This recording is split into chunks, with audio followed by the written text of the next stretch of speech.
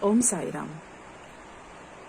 नमस्कार, मैं लक्ष्मी HS साई बाबा की पठन श्रृंखला में आप सभी का स्वागत करती हूँ। आज 5वें भाग से तीसरा दृश्य 3। जवाहर अली जब रात बिकर पर लेट गया तब वह दिन भर की सारी घटनाओं के बारे में सोचने लगा। आज साईं उसके शिष्य बन गए थे। वह सोच रहा था, साईं पर कईयों की श्रद्धा है और अब मैं उसका गुरु हूँ, फिर तो सभी मुझ पर भी श्रद्धा रखेंगे, मेरी भी भक्ति करेंगे, फिर मैं भी बहुत बड़ा बनूंगा, सारे संसार में मेरी ख्याति फैलेगी। पर साईं को मानने वाले मुझे मानेंगे? कई सारे मालसपति की तरह भी तो होंगे ना। मालसपति, बाप रे, उसने तो मुझे निकाल बाहर करने की मांग रखी थी, ठान भी ली थी। यानी यहाँ मेरा रहना उसे उचित नहीं लग रहा था। क्या मात्र वही नहीं चाहता या फिर बाकी लोग भी नहीं चाहते? तात्या आदि भी तो मुझे कहाँ मानते हैं। अर्थात यहाँ रहना मतलब खतरा या अकेला साईं मेरी काबू में है, बाकी सारे विरोध करेंगे और फिर मुझे यहाँ से भगा देंगे। इसकी अपेक्षा तो साईं को लेकर ही यहाँ से तुरंत निकल लिया जाए, यही ठीक भी होगा। पर जाए कहाँ? वापिस रहता है जाया जाए। एक तो उन्होंने मुझे निकाल बाहर किया था और दूसरे साईं उनका भगवान मेरा शिष्य है। यह सब वे देखेंगे तो उन्हें मुझे निकाल बाहर करने पर पश्चाताप होगा और फिर से वे मेरा सम्मान करेंगे, स्वागत करेंगे। अगर ऐसा हो जाए तो हमेशा के लिए एक ठिकाना मिल जाएगा और शेष जीवन सुख में व्यतीत होगा। बस अब यही करना है। उसने तत्काल तय किया और शांति से आंखें मूंद कर कुछ ही देर में कराटे बनने लगा।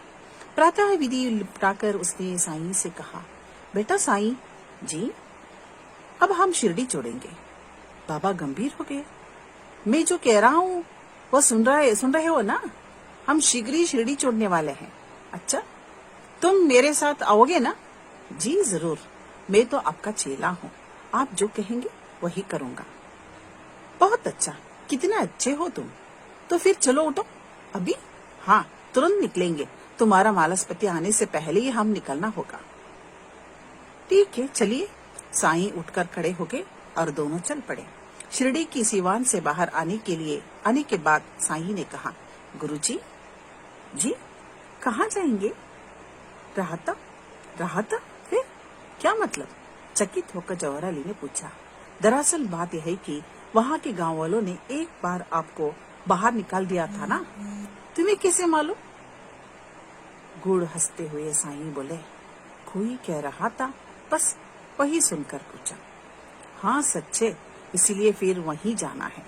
जानबूझकर उन लोगों को जब पता चलेगा कि तू मेरा शिष्य है तो उनको मेरी कीमत समझ आएगी।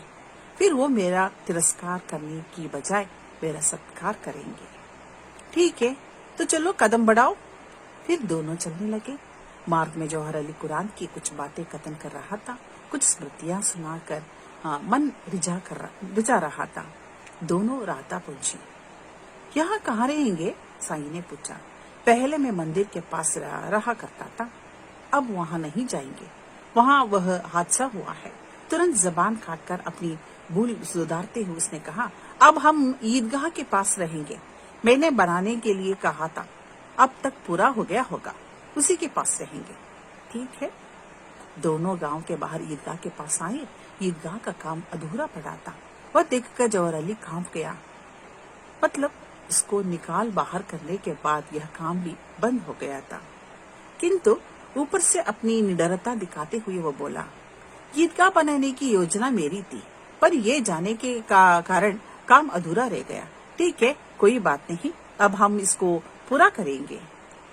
जी, ऐसा ही करेंगे। और दोनों वहीं आराम करने लगे।